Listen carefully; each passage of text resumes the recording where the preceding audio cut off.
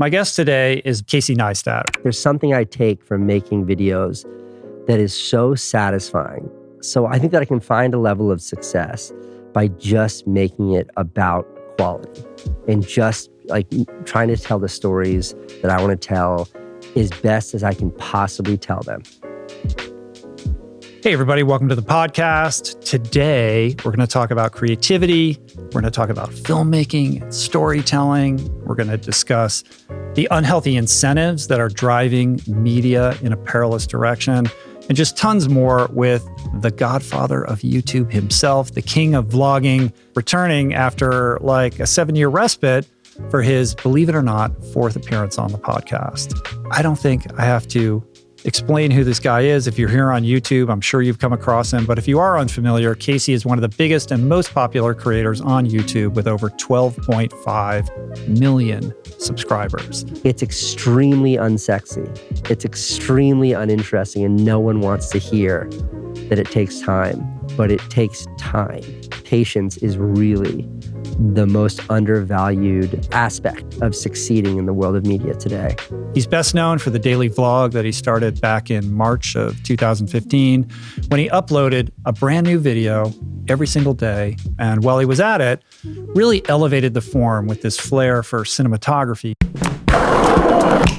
music, and editing that had never before been seen, all matched with this extraordinary skill for storytelling that just captured the fascination of millions of people all over the world. It was a pursuit of interestingness that was just unrelenting.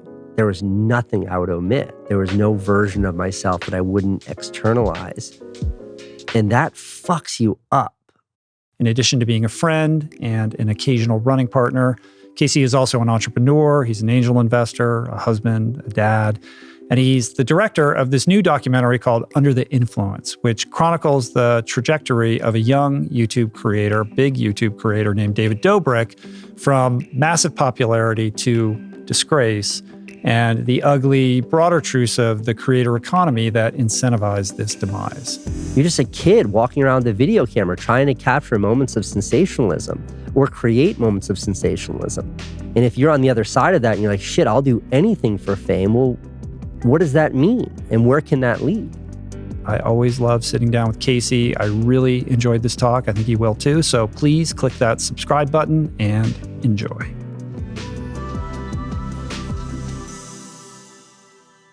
It's good to see you, man. I'm happy to be doing this. I was reflecting on the first couple times that we did this. It's been so long. I think the first time we did it was like 2014. You've been on 3 times, I think, but way back, even before the last time we did it was before you even started the vlog. Yeah, I want to say, like, I've a very vivid recollection of you with your podcasting suitcase, right, in my office. And I don't know if it was the first or the second time, but I just remember the conversation being so good and so engaging. And much like today, I had some bullshit. We were like 45 minutes in and you're like, I gotta go. No, we were 45 minutes in and you stopped it. And I was like, why are you stopping? You're like, Casey, you said you only have 45 minutes. Right. And I was like, shit. And I had to go to some other parent-teacher conference or some nonsense then but so it goes. Yeah, man.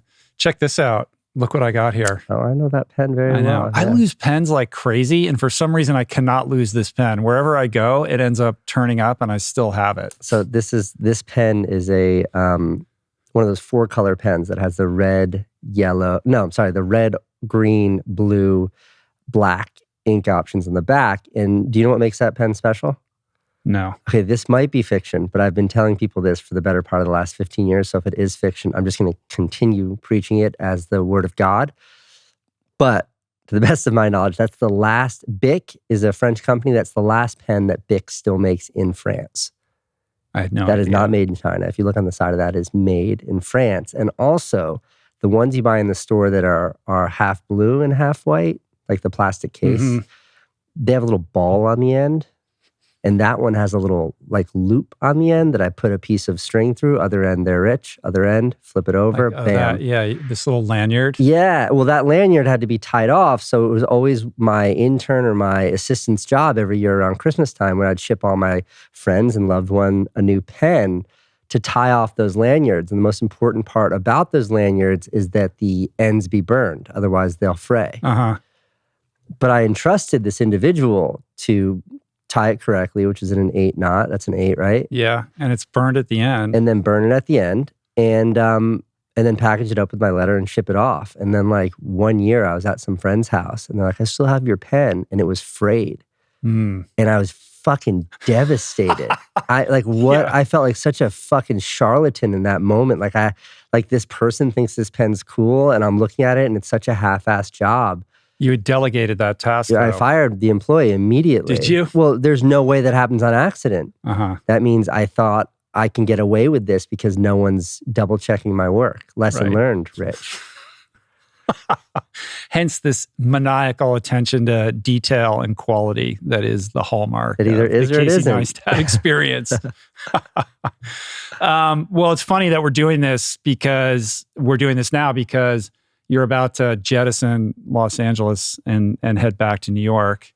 I think during the whole time that you've lived here, we've seen each other, I don't know, 3 times maybe. So I look forward to you returning to New York where I get to see you and spend more time with you. It's funny because also, I've run into you here on accident 1 or 2 times. And in New York City, I've literally ran into you a couple times on accident because we're both running. I don't need to text you or call you. I'm just going to go run along the path along the Hudson, and I'll see him if I go between 8 and 10 a.m. or whatever. There's a good chance, and pretty much, with unfailing regularity, that would occur. Look, you've got 10, 12 hours of solid daylight. I'm going to be on a 2-hour run. That means you've got anywhere from a 15 to 25% chance of running into me. Right. I'll take those odds. Right. So we'll revisit that see soon. You again. Right. So you're leaving in 10 days, yeah? No, I'm leaving in 36 hours. Oh, wow. The family's leaving after me. So I'm going earlier because I'm driving my truck, which is something that I enjoy immensely. And it's an excuse to just transport stuff. Yeah. Fill my truck up with the stuff we couldn't get into the moving trucks. And then the wife and kids are coming, a few days after. What are you looking forward to the most about getting back to the hood? The short answer is work. I really never found my footing when it came to my work in Los Angeles. And I think what I underestimated was how much I drive, how much I depend on New York City for just I fucking hate these words, but both a creative inspiration and then a motivation. There's something contagious about that. There's this great Rich Roll quote that I use all the time. That's the truth. I never use this quote to you, Rich, but you did tell this to me. You said, when you step outside in New York City, a story just smacks you in the face. You said that to me when I was about to move here, and I did not understand that. And I'm like, what do you mean? You step out anywhere and you see a story hits you in the face. But I didn't realize how specific that was to New York City for me. 100%. So there's a profundity, if that's a word. There's something profound about that in New York, and that's the one thing that I yearn for. Yeah, I remember telling you that, and it's just true. It's something that's endemic and unique to New York City, the energy and the vitality of it. There's stories everywhere, and life kind of happens to you when you live in New York. And here, it's very different. You have to seek things out. You have to be much more intentional about what you're doing, and it's a different vibe. And I had that sense that you were going to be challenged moving here in terms of how you think about and execute on storytelling. Yeah, look, I think there's something extraordinary to be learned from that. One, it's and I bring this up to my wife often, what a wild luxury it is for us to be a married couple in our 40s with 2 little kids and 1 grown kid. And just be like, you know what? Fuck it, we want to do it. And packing up and moving 3,000 miles. And then a couple years later being like, this was a good experiment. I'm really glad we did this. And the takeaway is this isn't where we belong. This isn't where we're going to find the most happiness for us or our family. So let's do it again and move back. Right. But it served its purpose. I mean, you're in terms of intentionality, your intention was to come here and hit the brakes anyway, right? And then COVID happened, which, exacerbated that, of course. But, I remember you saying I'm here to just basically indulge myself, right? Like I'm going to do the fitness stuff and I'm going to have fun and I'm just taking my foot off the gas of all work stuff altogether. And you had the luxury to be able to do that, but you really leaned into that. Yeah, absolutely. No question about it. I even made a movie to that effect before I left. And like the basic premise of that short video was that for me, it was impossible to sort of hit that switch, to turn off. And it was like predicated on this idea of, when I had my son, I was very young and broke. So I didn't have an opportunity to just chill out and make it about family life. I had to work. And if I found myself in that position again, that I would chill out and make it about family. And I needed to break away from New York City in order to do that. So like the revisionist history of it is like absolutely mission accomplished. And I have no doubt that I'll be able to bring some of my chill back to New York. That was my question. Because you've lived on these polarities, but can you blend those and still maintain a modicum of like work-life balance? Or are you afraid when you return to New York, you're going to hit the ground running and fall back into that like maniacal pattern? I call me naive. And when we do our 5th podcast together, you can literally call me naive if I'm wrong, but I think I can. And the reason why is I only ever knew one version of not just life in New York City, but life. Like I moved to New York City when I was 19, 20 years old, totally broke. And it was a dead sprint. It was a dead sprint. And I did find success. And I found sort of financial freedom, financial security, a family, all those things I was looking for. But it was after, 19 years of fighting. And so then after, 19 years of fighting, I'm still in the city, but I achieved all these things that I had hoped to achieve. I couldn't just stop. I didn't know what to do. So by forcing myself out of the city, coming to Los Angeles, I was able to sort of catch my breath, look around and be like, okay, I get it now. And I think that it's a very different version of me going back to New York. And I'll be able to appreciate the city for different reasons. And I'll be able to appreciate family life for different reasons. My life is certainly much more set up now to be about being a dad and taking care of my kids and being a husband than it was 3 years ago when I left New York. So I do think I'll be able to find that. Your marriage survived the intensity of the vlog period, and it also survived the intensity of just basically cohabitating 24/7, right? Like being cooped up. Yeah, that's a pretty good stress test for... Survive is such a generous word. As far as the binary of like, we are not divorced, that is fact. Right. But there is such a marriage is such a rubber band. And sometimes it's really stretched to the edge and sometimes you've got a lot of slack. And I think, during the vlog period, working 7 days a week, it was at its absolute, max. You could probably stretch that rubber band. And certainly there have been struggles in the last couple of years. Yeah. The kids being home from school is a major. Is there a sense of what the projects are when you return that you're going to start executing on? Majorly. Yeah. I have to give this answer context, but it's like I started my career somewhat in the traditional media space. I was making movies that went to film festivals. I was producing feature films that went to film festivals and played in theaters. I had a TV show on HBO. And then with all of that sort of traction in my career, I ultimately got frustrated because I wasn't able to do what I wanted to do. So I ran to YouTube in like 2010, 2012. And I built this, that's when I really found success. And then I took that success and I moved here to LA. And I was like, well, let me make another feature film. And I made a feature-length documentary. It took me 3 years to make.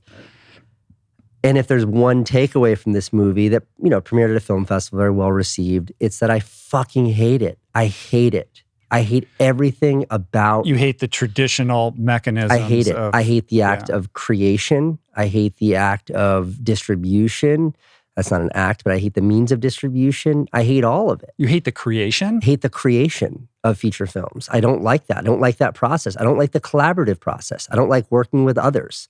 I worked with the most brilliant editors in the world on my doc. And you had Christine Vachon also. Who's one of my favorite people. Yeah, and this is an excuse. I hate all of it. And when I say I hate all of it, I'm looking at a binary, and that is like what the process of creating in that world is, which is I had a really great team and all this, or just sitting alone in my studio by myself with a laptop and a camera.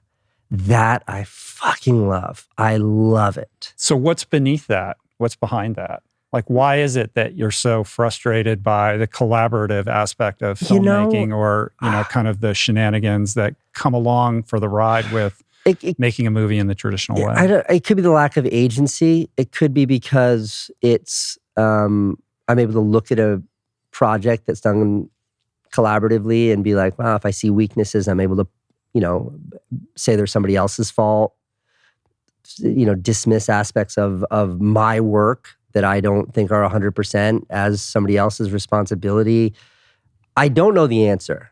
And I can tell you, I know a number of fine artists that both work completely alone. Mm-hmm. They sit in their studios by themselves, no music, and they paint.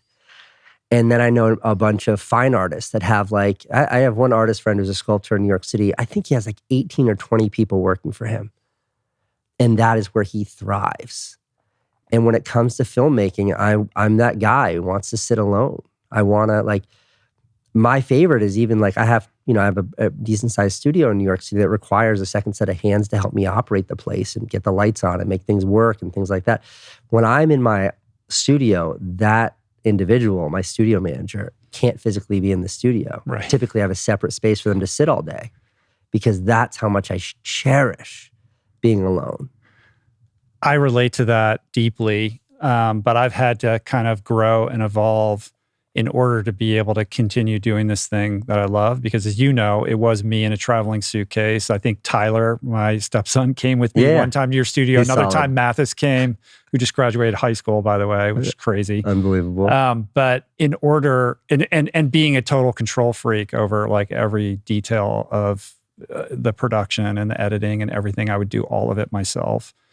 But it just became untenable. I wanted to be able to continue to do this, and I had to figure out how to get comfortable letting go of certain things and empowering other people. You're here in the studio, and as you see, there's other people here that help me now, and that's allowed me. It's challenging at times because sometimes it's I would do it this way, but I want them to feel like they're contributing meaningfully in a creative way. And I have made peace with that, and it allows me to still maintain this love affair with the most important part of it, which is having the conversation, so I can continue to do it. Because it's 10 years that I've been doing this. So I understand that tension and that conundrum. And I think when you're that, when you're a personality type like yourself, that's where you get into the problems with burnout, because it's difficult to scale what you're doing if every decision, you're the bottleneck on every iota of the creative process. But that's what being an artist is. If I limit it though to, I hear you, but I think if you limit it to the creative process, meaning that absolute agency, that working singularly, that lone wolf thing, if you limit it only to the creative process, I think it's a very different equation. So that even that artist who sits alone with no music, painting, by herself because she doesn't like to work well, she still has an art dealer. Mm-hmm. She still has somebody who makes sure that her cell phone bill is paid every month. She still has people who support and enable her career. I still work with brilliant people at WME that I've been with forever that help negotiate brand deals and the sorts of things that keep the lights on. I still want to have a studio manager to help me keep that studio functional. But when it comes to the creative process, the thing that I love the most, I have no interest in sharing it. I want it to just be me. Mm-hmm. Yeah, it harkens to that thing I've heard you say many times, managers want to have meetings and creators just want to be left alone to create, Totally. Right? And on some level to, create something that scales beyond you kind of need both. But, if you're tipping heavily towards the creators just want to create, there's no room or tolerance for meetings and phone calls and emails and all that kind of stuff that comes, along for the ride when you achieve some level of success. Yeah, I also think that there's uniquely, I'm staring at an opportunity that I don't know that I've appreciated in the past, but so much of my reach or, whatever the quantifiers are for success on YouTube, so much of that was done at an insane pace when I was doing, 365 videos a year for years on end. It was 800 videos strong, day after day after day. that I only really understood that cadence. And I haven't really made any videos in the last couple of years. I've made a few here and there, but in going back, when I go back rather, like I'm definitely not interested or capable or able ever to go back to that cadence of 7 days a week. I'm not interested in it. I'm not interested in having the videos be so sort of self-centered and really just about me. My creative interests, my interests in the sort of themes that I hope to share have expanded a lot. So I think that I can be I think that I can find a level of success by just making it about quality and just like trying to tell the stories that I want to tell as best as I can possibly tell them. And if some days that's a little bullshit story about nothing, great. Right. And some days it's about, bigger, more existential topics that I lay in bed thinking about every day. That's also fantastic.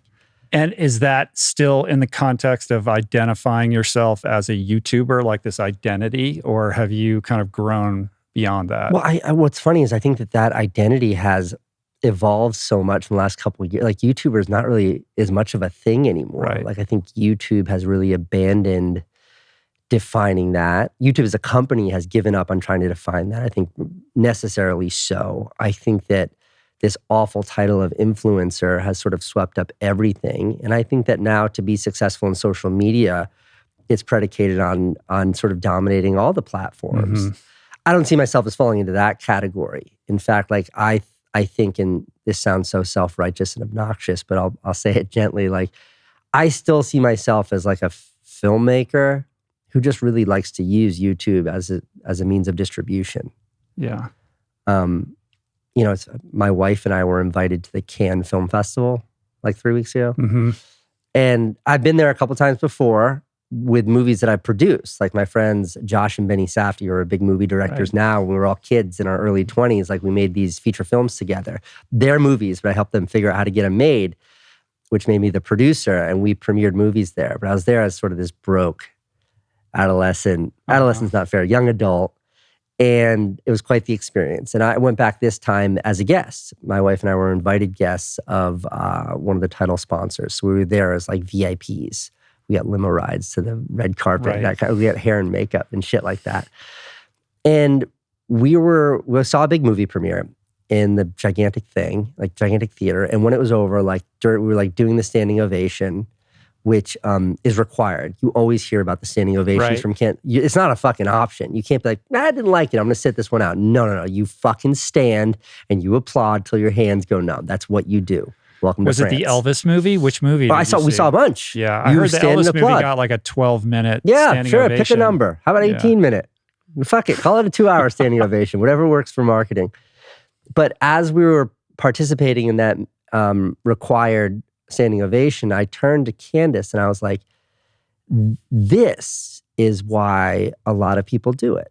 And she's like, what do you mean? And I was like, this is what's important to some people in the creative space. Like when they think of what success is in this creative world, in the world of Hollywood, it's this. It's like wearing a tuxedo and a gown, surrounded by your peers, being applauded, sharing a movie in a theater like this, walking down a red carpet like this, literally physically being celebrated. And I say that in a condescending way, and I don't mean for that to be condescending. I respect that pursuit, I think. But I also know that pursuit is not mine. I fucking hate that. Like I premiered my movie at South by Southwest. Wonderful. Such a supportive crowd. I fucking hated it. I do not. What I like to do is click upload, close my laptop. And go running. Go home, go for a run. If I check the numbers the next day and they're good, great. If I forget to check the numbers, that's also fine. I don't know that I've ever watched my movies unless I catch my older daughter watching them after I've clicked upload. I like to make and move on, and that just feels good to me. Like it's purely about the act of creation. And being at Cannes, being at that prestigious film festival was such a moment of validation. I was like, this is so, made it so vivid what I want to do in a world where I think as someone who puts videos on the internet, you feel smaller there. You feel like you don't matter as much there. I always have to be like, I also used to make feature films and I had a show on HBO. Right, it's like, no, fuck that. Right. I put my movies on YouTube. Right. You just click play. But that's a healthier sensibility. It is internal validation of leveraging your creativity to like make something and share it with the world. And that in and of itself is its own reward. Anything beyond that is just fluff, right? It's not the thing. The externalities are not the motivator, right? And if you're chasing validation externally, it's not a great path. Yeah. I mean, or it is, I don't know. But I just know that certainly when I was younger, like I'm not going to sit here, when I was a kid and had no validation, was just saw myself as sort of a loser, that external validation was everything. But I'm like old. Like I've got kids now. They're like great. Like I don't need praise. Like I wish my wife would smile at me more. But besides that, like I don't need praise. That's good because you're not going to get it from your kids or your wife. So my little one tells me I do a good job sometimes when she catches me coming home from my runs. But good job, Daddy. But no, that external change. that external validation, it's not interesting to me. So much so that like I want to be really careful that that's not why I do it. Like I genuinely, there's something about, Candace, my wife, used to say to me, if I want to know how you're feeling, I have to watch your fucking videos because I'm so inept at sharing emotions in the real world. But she found that I was good at that in the video. Like there's something I take from making videos that is so satisfying. Last video I made literally was a video. My friend invited me to like go surfing with him and his family. And I made him like a special video for like his 9-year-old kid. Yeah. And I sent him a private link. And I've to date, it's been seen by 4 different ISP addresses. So I think his kids watched it 20 times, but from one address. Only 4 different people have seen this. I'm so psyched about that. I'm so proud of that video. I take such immense like self-satisfaction. Like I did it. There's a sense of victory in making that video. It took me a couple days to edit it. And like, 4 people watched it. Yeah, it's sweet though. Sure, but that is as satisfying for me. So in going back to New York City to bring this full circle, it's like, I don't know that I was ever so self-aware when it came to my career. And I'm excited to really lean into that. Prophets walk among us.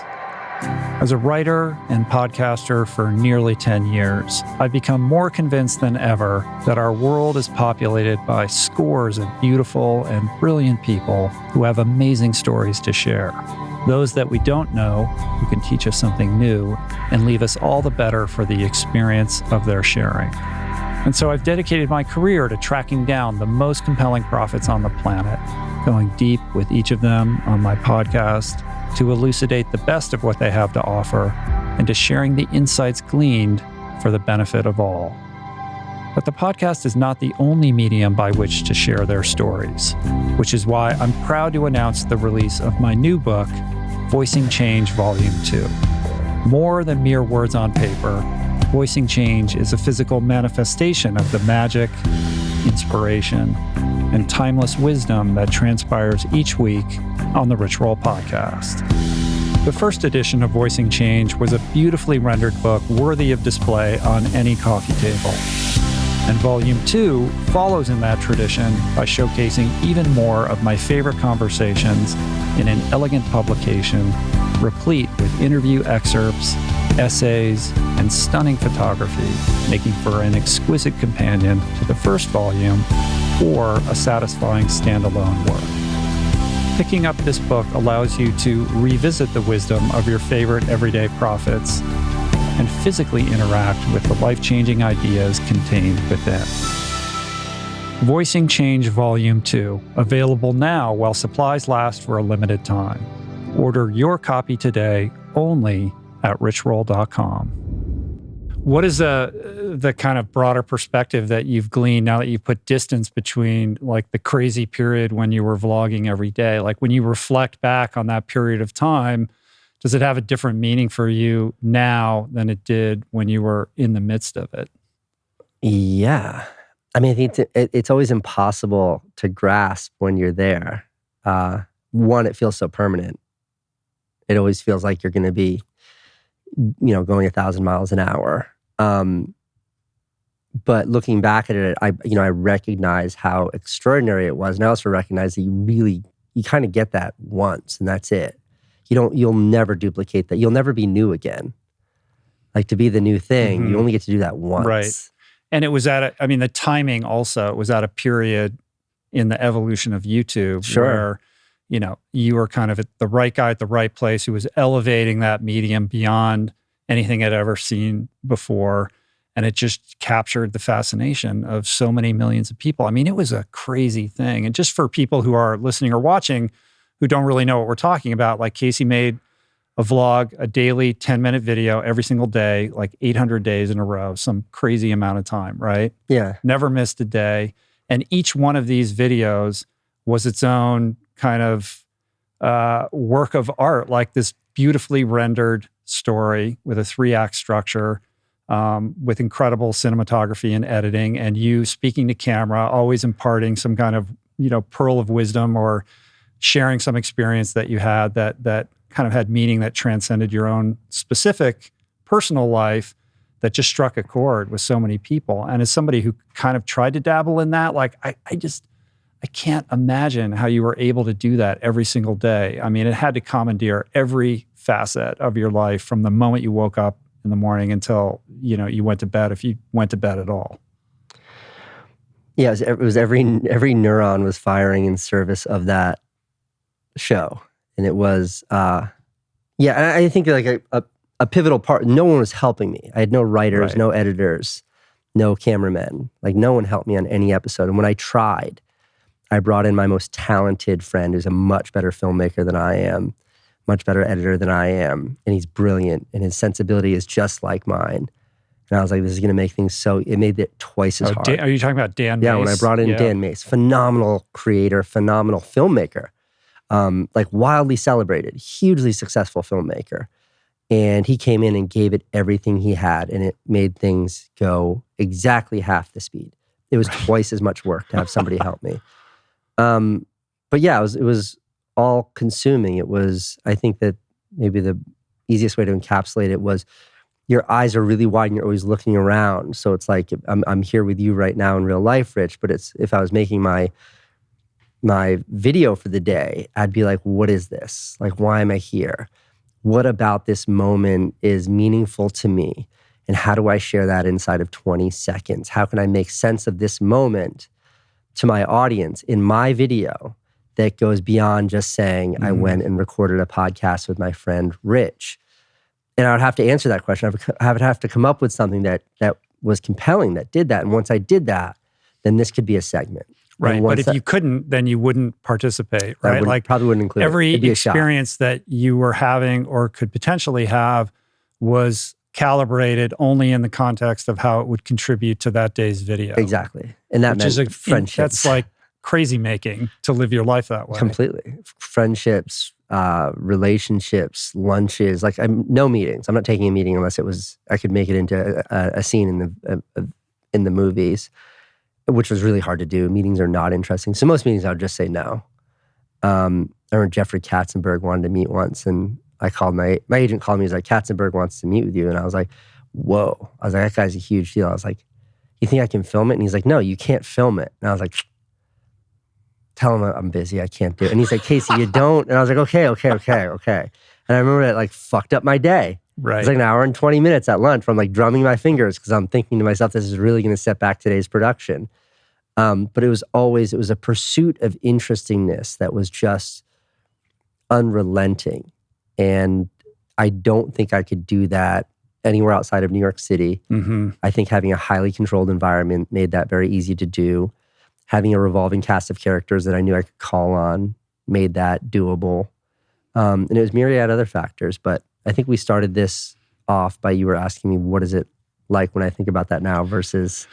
Right, like your perspective on, what it means to you and kind of how it set you up for the career that you want to have or maybe don't want to have. I think that the biggest difference was everything was fair game then.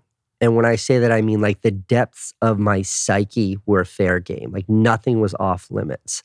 I say that, obviously, my family was off limits. Like when my oldest daughter turned 1, I stopped putting my kids in altogether because she stopped looking like a baby and started to look a little bit distinguishable. So I cut my kids out, which made it challenging. But I mean, like, as far as me, there was nothing I would omit. There was no version of myself that I wouldn't externalize. And that fucks you up. Like I did that as I was, 37, 38-year-old, fairly well-adjusted adult man. And I had completely exhausted who I am. It was like the orange that was my brain. I squeezed every ounce of juice out of it. And that was really destructive in the long. You start to really get fucked up. And I highlight that I was a well-adjusted man when I did it because you hear so much about creator burnout and YouTubers struggling with mental health and all of those issues, because I couldn't imagine being an 18, 19-year-old, girl who found a similar level of success and she felt that obligation. Right. I have friends of mine who are that age, 24-year-old dude who just like put everything he had into his videos, and then a year later he's just toast. So that was really challenging, and it made me really vulnerable in a way that I never want to do that again. Yeah. I just can't imagine the toil and the toll that would have taken. But what is interesting to me in reflecting back on it is, at that moment in time, certainly vlogging wasn't new. There were plenty of people vlogging, but those vlogs were generally like, we go get coffee, now we're, walking and we're going to go have lunch. They were kind of plodding and very kind of episodic in a not great way. And I think, what a lot of people talk about when they talk about your vlogs is the music and the cinematography and the editing and the kind of kinetic energy of these things. But really what I think people miss or don't fully appreciate is the storytelling. Like every story did have this 3-act structure, a very traditional structure. And even if that story was very small, like I need to retrieve my drone or something like that, like you would make it interesting through specificity and like this economy that you applied to storytelling, to just showing what is meaningful to propel the story forward. And I think that's what people connected with, even if they weren't aware of it. Like they think it's because you have these fancy drone shots and stuff like that, but really the engine behind the whole thing was the storytelling. Yeah, and I think also, thank you for saying that. I think that what you just articulated is a much harder thing to define. It's really easy to be like, oh, I love the way you shoot it and your music's so cool. The irony is like you just type Casey music into YouTube. You can just download all the same shit that I use. That's really easy to define. It's really hard to define what you just said, but I think that was certainly my pursuit. Like I remember, for example, like I had this awesome jacket that I bought that got all fucked up. So I went to a friend of mine and I was like, can I remake this jacket? And he was like, yeah, I'll help you. And he brought me to Midtown to these like leathersmiths that exist in New York City. And there's a really easy, superficial story there, which is like, oh, I wanted to make a new jacket. So my friend brought me to this place and now we're making a new jacket. Mm-hmm. And like you just scratch at the surface, and I stopped there and I'm looking around like, what's interesting about this? And it's like, well, I didn't know this even existed. And it's like, well, I've lived in New York City for 15 years at this point. And I didn't know this existed. I bet no one knows this existed. So let's start with that. Let's predicate this story on that. The fact that no one knows that in New York City, behind these closed doors on the 4th floor of this fucked up office building on 38th Street, that there's this like 80-year-old guy who manages 20 seamstresses, and all they do is make handcrafted leather goods in New York City. And let me tell that story. Mm-hmm. And to me, that was fascinating. And my bet always was that if it was genuinely interesting to me, there's probably an audience that would also be interested in it in the same way. Yeah.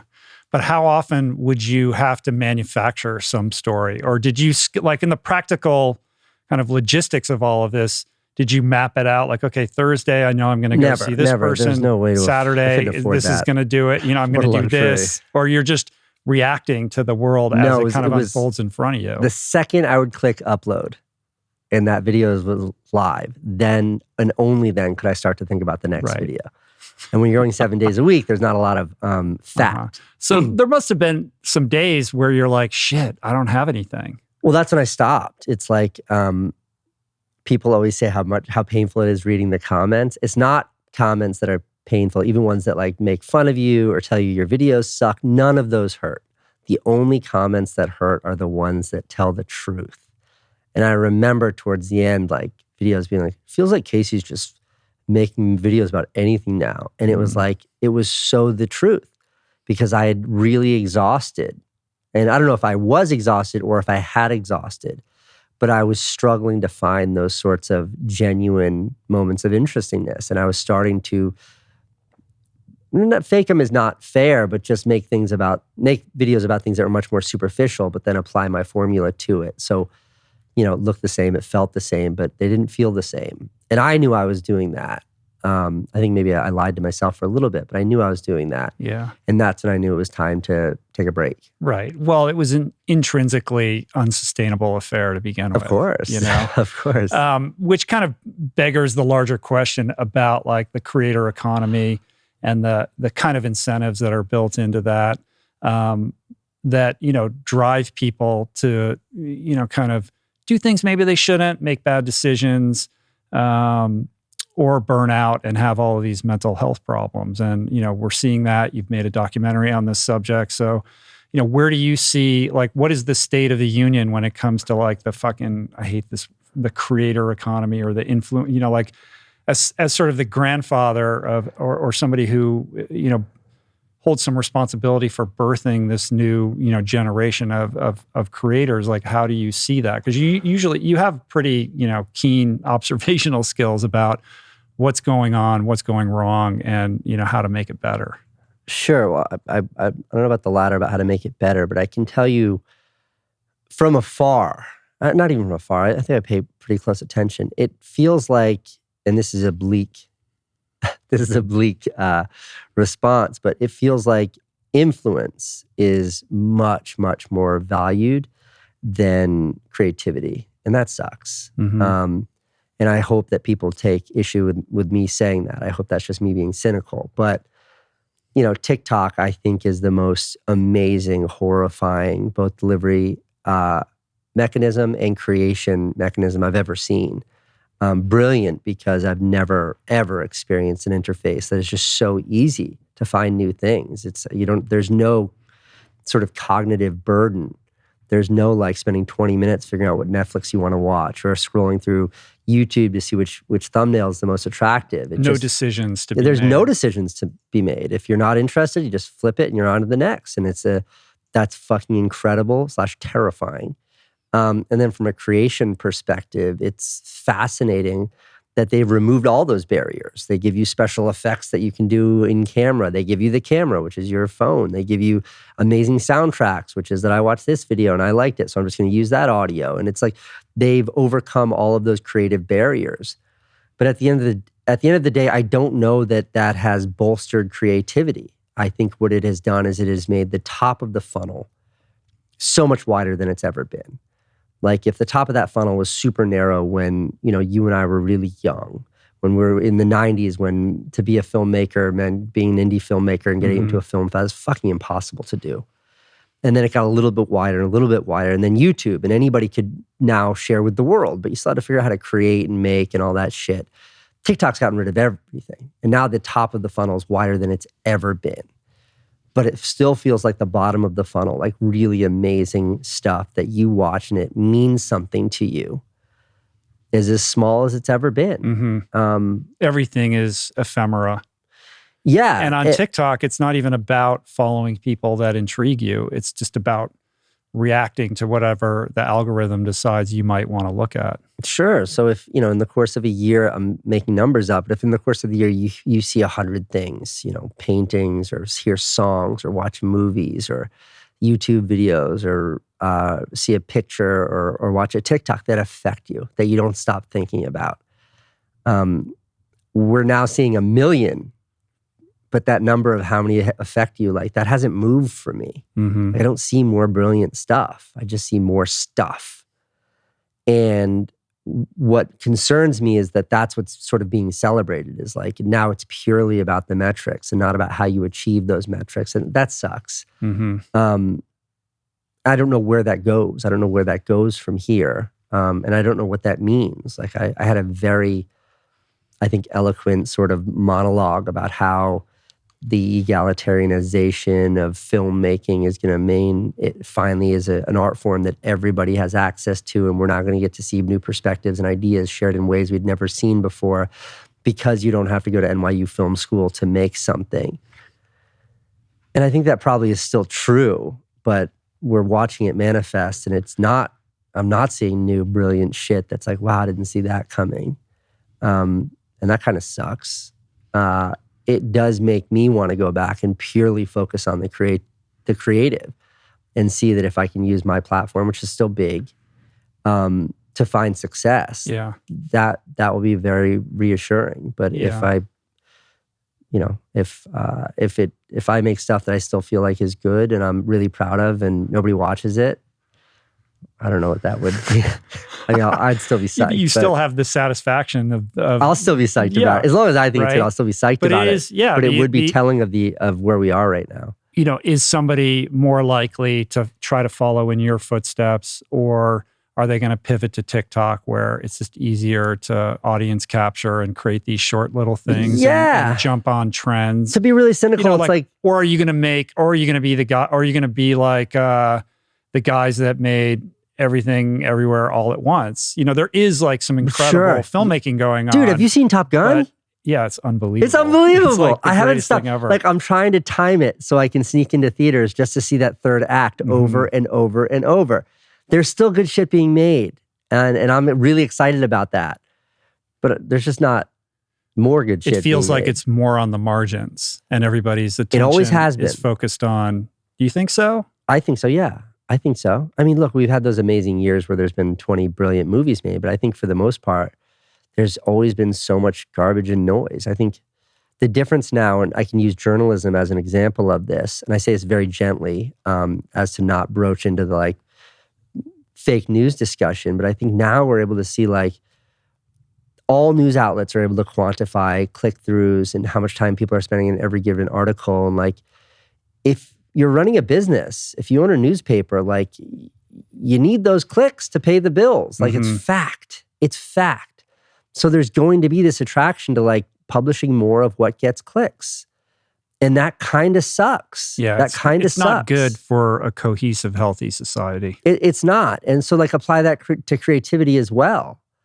It's like, it's not the quality, the super well-made, brilliant, with the exception of Top Gun, which is crushing it in the box office. Like, it's not always, name a year when the highest grossing box office hit was also won Best Picture.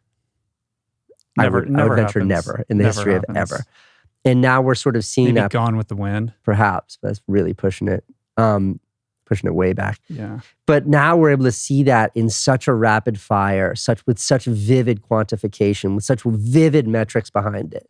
If you make some shitty prank video that has boobs in the thumbnail and some racy title, and it gets clicks, like that's where the rewards are, and that's what's going to be pursued.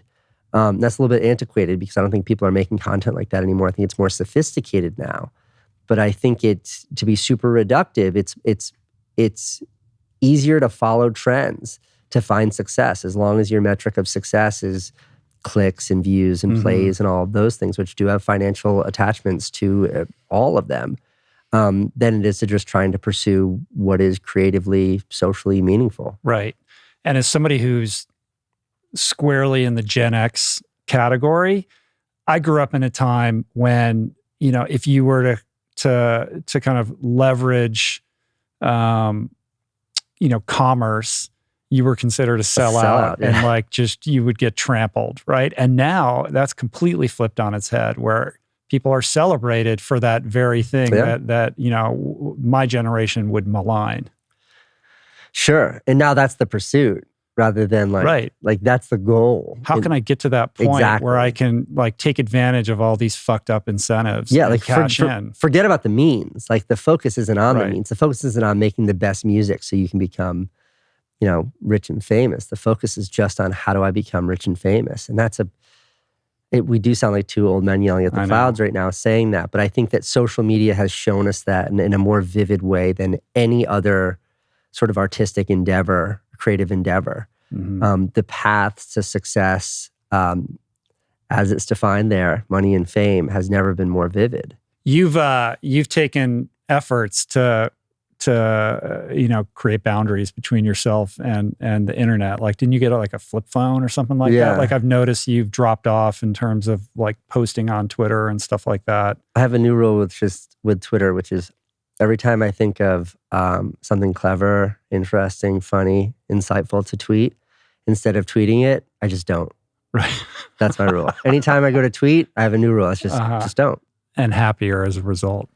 Yeah, I mean, I have this very idealistic vision, which is like, is there a world where I can just make great work, but divorce myself from the fame is not the right word, but the fame part. Like Quentin Tarantino, maybe one of the best living filmmakers right now. Like, what does he take? Like 8 years to make a movie. So for like 7 years, you don't hear his name. He's not posting on Twitter. He's not like he's not making IG stories to show you where he got lunch today. He's just fucking living his life, man, with no desire to share that.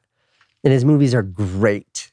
Spike Jonze, who is one of my favorite creative brains in the universe, he's not out there trying to get clicks or likes and, share cute, funny little things on Twitter so he can, for some external validation or remind the world that he exists. He's just living his life and then making these brilliant creative things, whether they're short movies or Jackass 4 or like amazing Apple commercials or feature films or whatever it is that Spike Jonze is up to. And I think that there's a lot of brilliant actors that are similar. Like I sat behind Tom Hanks, who's like the greatest ever, at the Cannes Film Festival. It's so cool seeing him in real life. That motherfucker doesn't have Twitter, does he? There's no way. Oh, yeah, no, he does. Does he tweet? Yeah, and he signs his tweets Hanks with an X. Okay, yeah, I don't know how right. often I do he follow tweets. him, but he mostly posts pictures of his typewriter. Right. But he's not out there. He doesn't. Sure. He's not fighting to share his life. Brad Pitt doesn't work every day, so people will like give him as many hearts as possible on Instagram. And I think that at least what I take from that, and call me naive, and you're probably right, but I think that it's a demonstration of where these brilliant creatives, where their focus is, and their focus is on what they do great and their craft. And I think that in social media, there's sort of this weird perversion where it's less about your craft and it's more about marketing yourself, branding yourself. It's a stupid fucking buzzword, but like that's what it's about. And I had to do that. I don't think I could have succeeded. And maybe I'm making excuses, but I don't think I could have had the success I had if I hadn't done that. But I'm older now, and I'm much more confident now. And is there a world where I can both be successful in this creative space, which is social media, without being that? Because that's never been exciting to me, and it's scarier to me now than it's ever been. Well, certainly you can't create anything timeless unless you have the facility or the skill to meet out distractions. And you have to be much more deliberate and intentional about making sure that you have the time to invest in your creativity without having to like just be scrolling all the time. Like it used to be like we were bored. Now boredom is optional, and most people opt for mindless scrolling, and it's so addictive that you have to you had to go and get a different phone in order to like protect yourself, right? Like it's crazy that that's the society that we live in. Our weak, feeble monkey brains just cannot compete with those algorithms. It is so interesting. Or try to read a book. You can't read a book. Read a book or look at TikTok. It's like there's no competition there. It's like having a bowl of kale or like having a dozen donuts. Like if there's no, your brain wants one thing, and that's a very hard thing to compete with. And it's funny because you're bringing this up sort of from a consumption perspective, and before I was sharing purely as a sharing perspective. But the consumption stuff is really scary to me. Like I've quit. I no longer use my flip phone because it's so extraordinarily burdensome. Like there's something satisfying about it, which is like, I saw that like a major super movie star whose kids go to school at the same preschool my kid went to school last year. He carried it, and he's like one of the most famous people alive. And it's like, you have to be so confident in your own success that you're willing to just say fuck you to everyone to carry a flip phone. Because I couldn't respond to texts. Right. Most texts I never got. Like send me an iMessage while I'm on my flip phone, it's just gone. And like, even like responding to my wife, I couldn't text back. You don't text back. You have to like wait till you can call them and then call them back.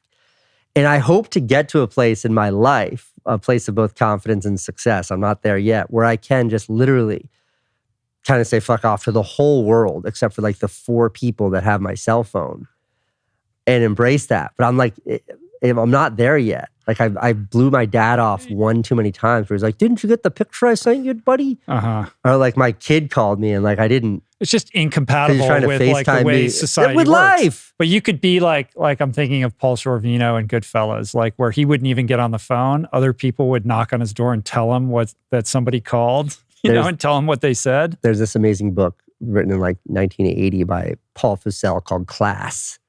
And it's about social classes, socioeconomic classes. And the highest class is called the X class, which is a class like above and beyond. I might be butchering this. And what they have in common with the lowest class, which are the destitute, is that like the richest people in the world never handle money and don't have to deal with phones or anything like that. And then the destitute have no money to handle and they don't deal with phones or other people or anything like that. So like there is this, the polar ends of the spectrum, you get to that place where you no longer have to be burdened with this stuff. Yeah. But I'm somewhere right in the middle. And it sucked. And it's like, why don't you just delete TikTok? I don't have that level of restraint. I don't have that in me. It's hard. I have the luxury of being older, and so TikTok is less alluring to me because I'm sort of aged out of that a little bit. Have you never spent a day on it and had its algorithm figure you out? Don't. Yeah. Don't. I will. It'll be like, oh, we got ourselves a slightly older guy here. We got a Gen Xer. Okay, let's see what he's into. We know exactly Boom. what Let me to show feed this you guy. exactly what to show you. Right. Mine's like all news clips and like weird shit and smart stuff. It's amazing and terrifying. As somebody with a tenuous relationship with kind of the fame that you have, it'll be interesting to see what happens when you return to New York, where you're so highly recognizable. I mean, you're so of a piece with New York City, this city that's your muse. Like everybody will celebrate the fact that you've returned there.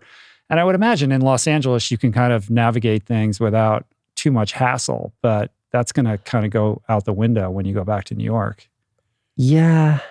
I mean, yes. But it's weird. It's like, I don't know, I was talking to my older brother, Van, and I was frustrated because we were somewhere and there was like too many people near me or something. And I was like, I fucking just can't handle being around people.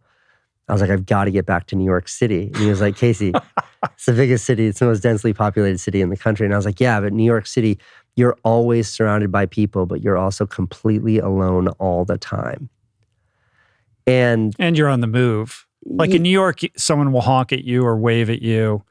But I've been running with you in New York and in LA and observed like what happens when people notice you and want a piece of you. Yeah. It's different. In New York, it's pretty casual. In LA, they want to just stop you and it turns into like a whole thing that you got to extricate yourself from. It's funny, like my favorite thing in the world is New York City, like if someone recognizes you there, somebody recognizes me there, they just act like they know me. It's okay, see what's up. And it's like, and like, that's it. Mm-hmm.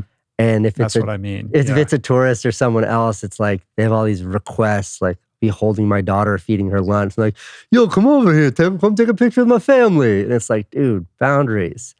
So there's that. But also, New York's just such a different beast. It's such there's such an insane level of kind of social Darwinism there where it's like, life in New York City is fucking miserable. It smells like trash. It's so expensive.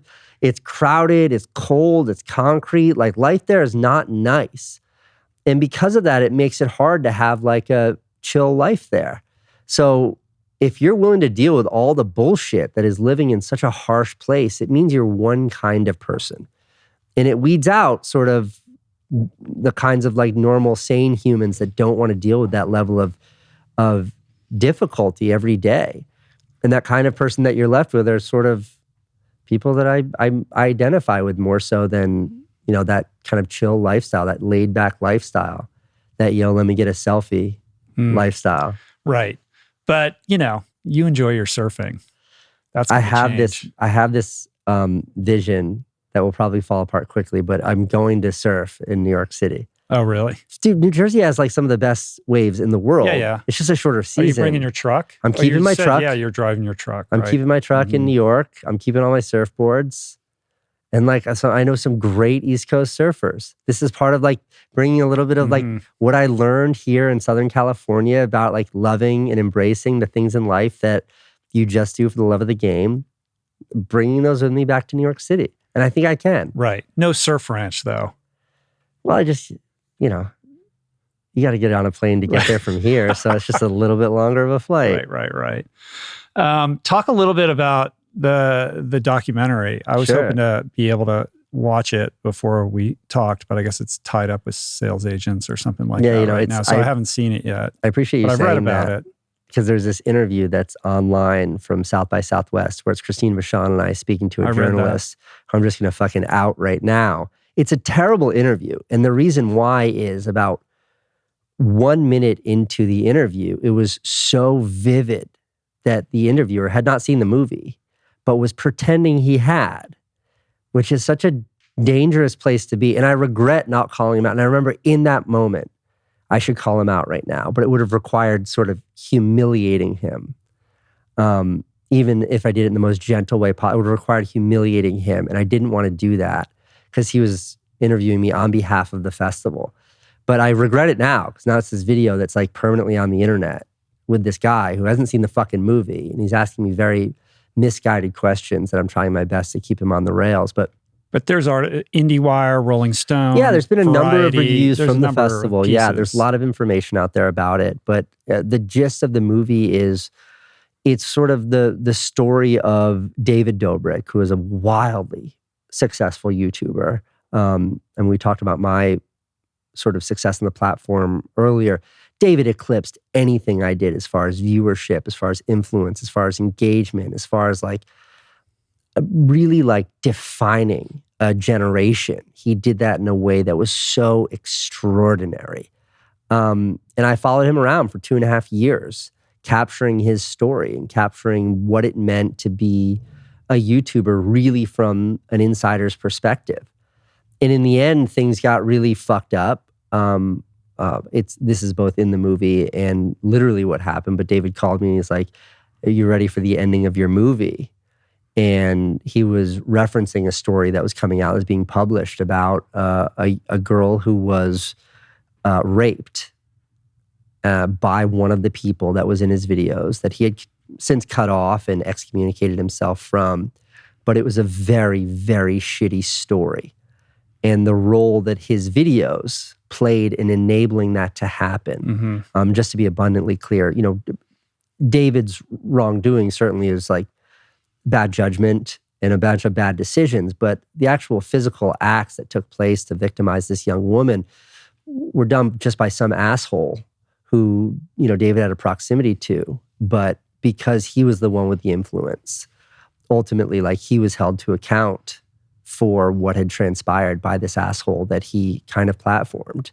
So it's a nuanced, the controversy itself was nuanced. And I think within there, he took the, I think necessarily so, but he took the brunt of it. And it was a downfall in social media, a downfall on YouTube that was extraordinary.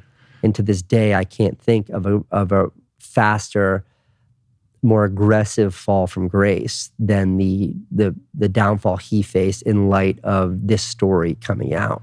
And that was compounded by the other story that came out about his buddy, what's his name? Jeff Wittick, who suffered a brain injury as a result of participating in this stunt where David was operating a crane in a shallow lake and swinging him around and he hit his head. Yeah, I think the opening line of the movie is me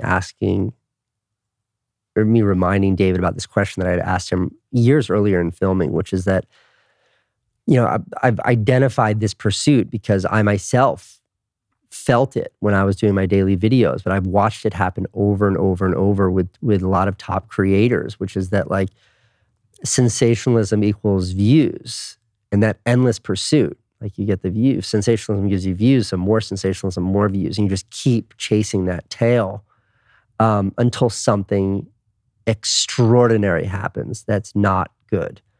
and you think about Logan Paul and what happened to him early in his career, which was just completely torpedoed by his own shitty judgment, and it forced him to completely reinvent who he was. And there's, a dozen other creators that have reached that sort of global superstardom level that have then sidelined their own careers because they're chasing after something that is dangerous, exploitive, stupid, harmful, and something atrocious comes from it, and it ends their career. And that's exactly what happened to him. And I think it's whether, or talking about, one of his closest friends being horribly injured, almost killed in pursuit of a stunt, or a young woman being victimized in pursuit of a funny scene. It's all part of a much bigger discussion, which is like, where does accountability lie? Certainly it lies with the creator. And I think David does, I think he does a pretty fair job in the movie of kind of owning that and addressing. Does he own that? Because my sense was that there is a sort of lack of self-awareness. There's certainly a lack of self-awareness. Inability to really grok the severity of the situation. Absolutely there is. Absolutely there is. And I think that those sorts of things take time. And without defending him, I think that those sorts of things take time. But I do know him and I know his character.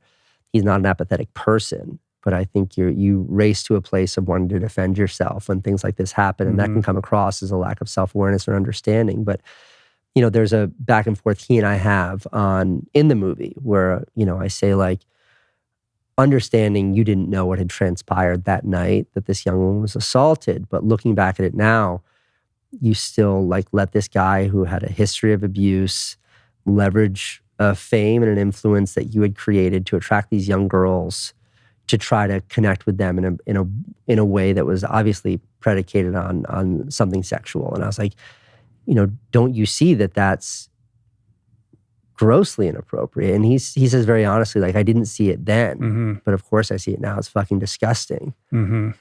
And yeah, it doesn't have to be intentional, but it doesn't severely kind of nonchalant about the whole thing. Right? Absolutely. And you have these powerful incentives that are driving you towards that place of more and more and more, crazier, crazier, crazier. And his whole thing was like each stunt would be more outrageous than the one prior. I mean, it is qualitatively different in some sense from what you were doing, which is kind of these mini stories every day. It wasn't about doing extreme things like that would the only thing that he and I had in situation common where- is that we both put videos on YouTube. Yeah. But at the end of it all, and I say this without absolving him or any other creative of their who's had a downfall like he had, of their wrongdoing, but he is obviously the story. But I presented him more as a case study, and I think a lot of the more established traditional media reviews of the movie that came out of its premiere in South by Southwest got that very much so, which is that like, there will be another, this will happen again and again. Sure, but also before he was canceled, before he had every contract that he had with every brand canceled, and before YouTube cut him off, and before he faced all these very severe consequences, before that he had 7 billion views. 7 billion. That's more views than every Super Bowl since the inception of the Super Bowl until this year combined. 7 billion views. So 7 billion views saying to him, good job, man. Here's some money. Keep going. We want to see more. Here's a thumbs up. We love you. And the money's crazy. And the money's crazy. So and these are young people. They're young There's people. zero oversight or regulation. I know you're friends with Steve-O. The obvious, analogy is to something like Jackass. Like they go into those stunts, this, like they've figured it all out. They have safety protocols and measures in place. Like it's a very different beast. I think Jackass is a very, very good example of how you're supposed to do that, which is Jackass is every member of Jackass that's on camera is there under entirely contractually consensual terms. Everyone there knows exactly what they have to gain and what the price is for that. Like this, it is well defined on Jackass. The lack of power dynamic. There is no power dynamic on Jackass. It is this is what we're doing. Are you part of this or are you not? And if you're part of this, you know what you're signing up for. And I think in the creator space, it's an antithetical to that. No one knows. You're just a kid walking around with a video camera trying to capture moments of sensationalism or create moments of sensationalism. And if you're on the other side of that and you're like, shit, I'll do anything for fame. Well, what does that mean? And where can that lead? And that can lead to really devastating places. And I think that this is a very challenging discussion to have because it's so nuanced. I think what is very easy is to point to specific outcomes and specific happenstance and say, well, that was fucked up. He's stupid. He should have never done that. Logan should have never walked into that forest in Japan. And it's like, sure, but what about the day before he did that when he was celebrated for doing very similar shit for years? Right. So it's less about pointing fingers at individuals and more about illuminating, these problematic aspects of the with a big ecosystem. asterisk, which is again, as somebody who's benefited tremendously. No, from that's not the asterisk. The asterisk is that like I don't want to defend these individuals that have done fucked up shit on these platforms. Like the ownership is theirs. They need to own that and whatever consequences they might face. And that's certainly the case in my documentary. Is I don't absolve him of any of his wrongdoing or any of his poor judgment. But I think you can have both of these discussions. I think that it's very necessary to examine what happened in this one person's career that led to such turmoil. But also asking, why did that happen? Like, in what world has that been enabled? I think is a very fair, much harder question. And I hope that my documentary is able to sort of elevate that. Yeah.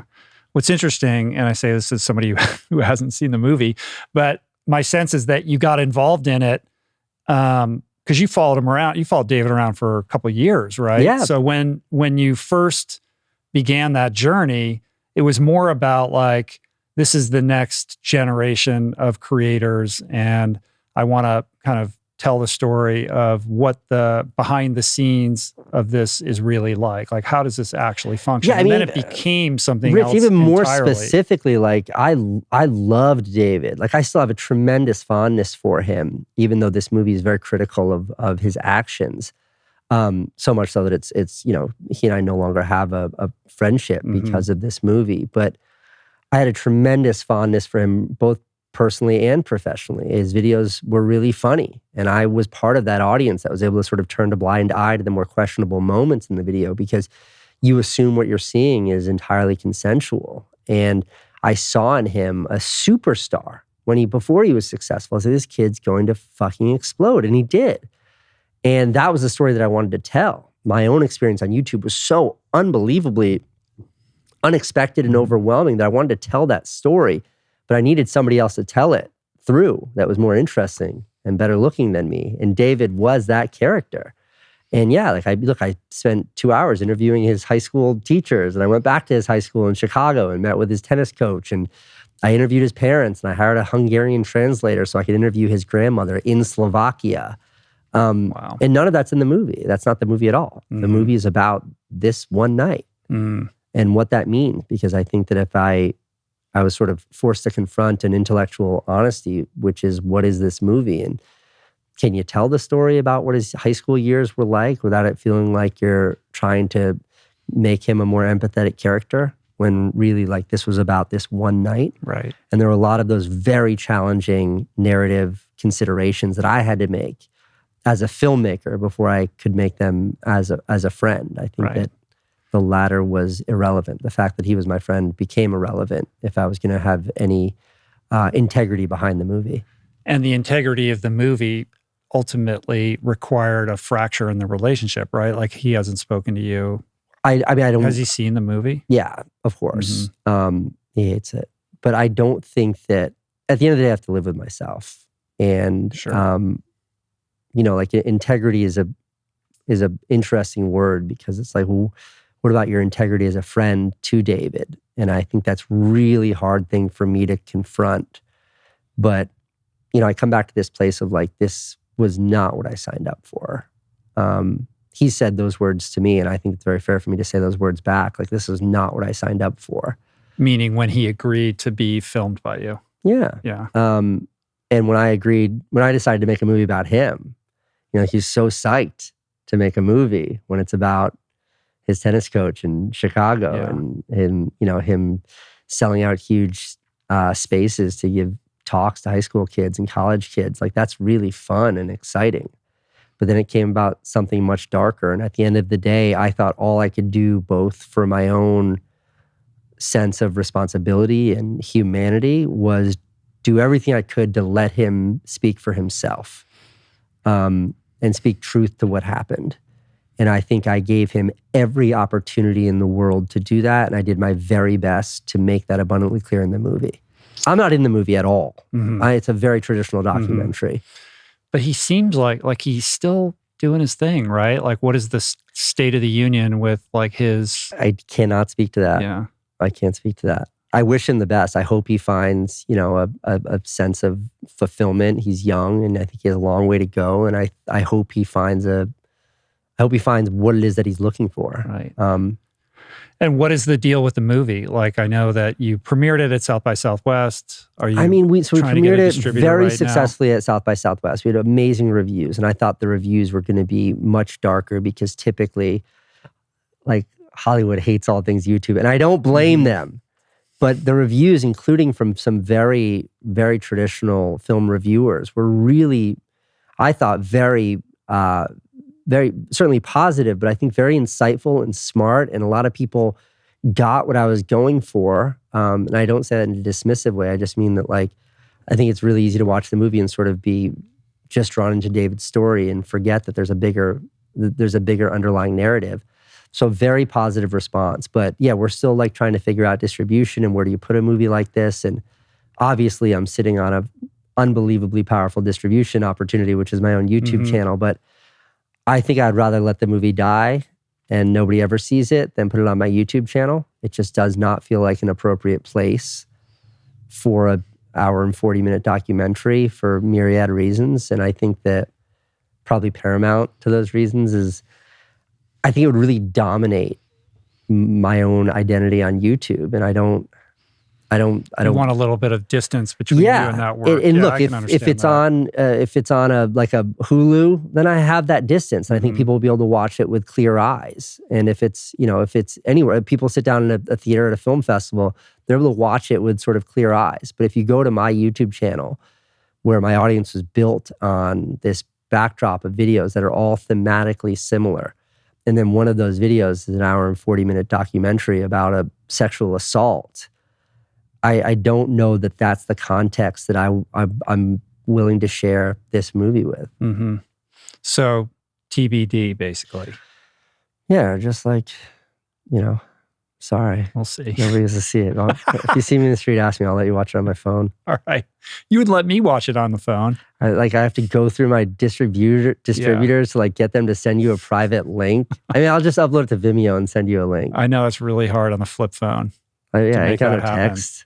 What do you want from me? One thing I always wanted to ask you, as somebody who's really, insightful and has a very incisive perspective on branding and marketing and kind of how, brands hold themselves out to the world and how, creators kind of navigate the creative space. I'm interested in what you think about like where I could improve, like what we're doing here, like what are we missing to the extent that you have any familiarity with what goes on here? Like where is an area that maybe I don't see where I should be putting more focus and time and attention? Short answer is I have no fucking clue. I mean that. Longer answer is that Ryan Holiday, who's a tremendous human and brilliant author, he and I have this conversation a lot, and it's I'm telling you the advice that I gave him, and I don't want to own any of what he's done, but this is a discussion he and I have been having for 5 years, and maybe some of it's applicable here, which is that I think Ryan, with his stoicism and like the unique focus that has been his career, whether he's doing public speaking or he's publishing one of, a dozen books, half dozen books that he's written now, they all follow similar themes. And what I said to him, because I've seen him speak publicly, and it's so amazing, is that this theme can be shared across other mediums. And like, I'll buy your physical book to access those themes that you're able to communicate so well. And I'll listen to your book on Audible because you communicate those themes so well. I'll listen to you on podcasts. You communicate those themes so well. And I'll certainly pay to watch you speak in real life. And it's like, what can you do on these other social media platforms to further that? And what he has done, which is really amazing, and he's finding wild success with it, is he does these YouTube videos where he talks to camera. And it's not like, hey guys, today here's my morning routine and my hair care products. It's Ryan being like, talking about once said, or talking about Marcus Aurelius and like how you apply that to life. And it's like, these are sort of the ponderings, is that a word? The things that I pull from his books that I underline that mean so much to me. And now he's delivering them to me in a medium that actually works better, which is these little clips. Still read his books. I just mean it's better than underlining a chapter and trying to find that dog-eared page. And that's been really brilliant. And I think, Rich, between like your focus on health and these deeper conversations and so many other facets of this world that you uniquely represent so well, that you could look at those themes and ask yourself, like, are there other places where I could express these in different ways while still keeping that message the same? And I don't know what that would be. Right. No, I think that's even your cookbooks. That's wise literally, counsel. your cookbooks have an absolute parallel to your podcast. They are the same thing. Like, so many of your podcasts are about health and veganism and how you're able to do it and drawing energy from what you eat and shit like that. So a cookbook is a very natural extension of that. So thinking in those terms, like, what else could you spin out of this amazing thing that you built over the last decade?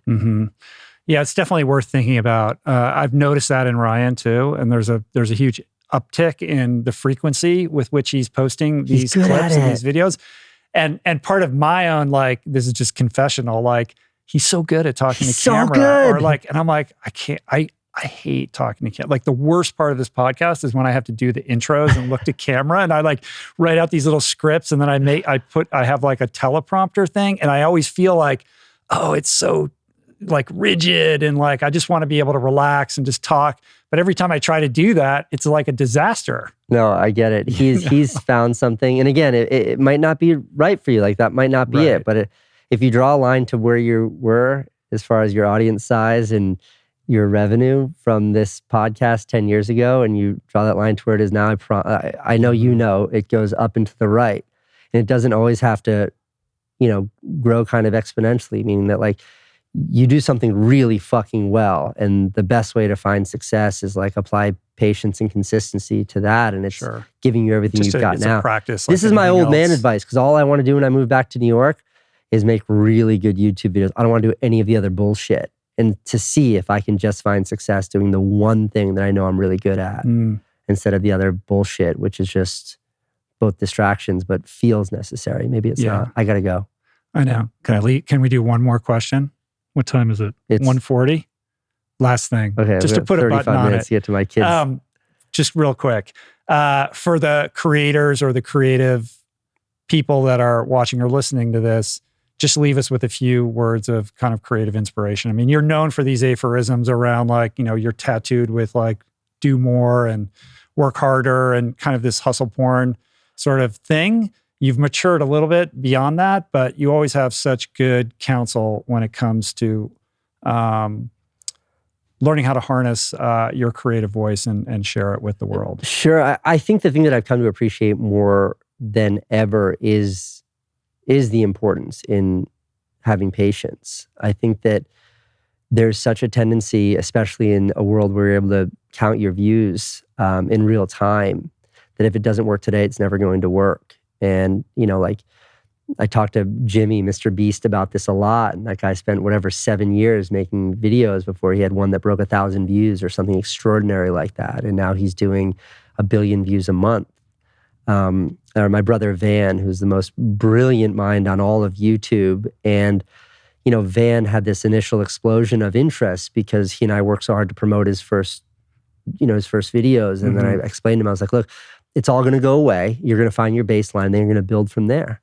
And he's been consistently uploading for a year, making the best work he can make. And now he's really building out what is going to be a successful long-term career, making videos and putting them on the internet. Yeah, it's been really cool to watch that. It's extremely unsexy. It's extremely uninteresting. And no one wants to hear that it takes time. But it takes time. And I think if it's something that, especially if you're young and just getting into this, you don't want to invest. But patience is really the most undervalued aspect of succeeding in the world of media today. You have all the agency in the world. You don't need anything from anyone. But if you're not willing to commit the time to it, you're never going to find that success. 100%. We did it. And I achieved my goal of getting you to say, I got to go. Which I think you've said in every podcast. I like glanced at my watch like 10 times. I was going to say it before. I was like, I'm not going to say right. it. I'm not going to say it. Cool.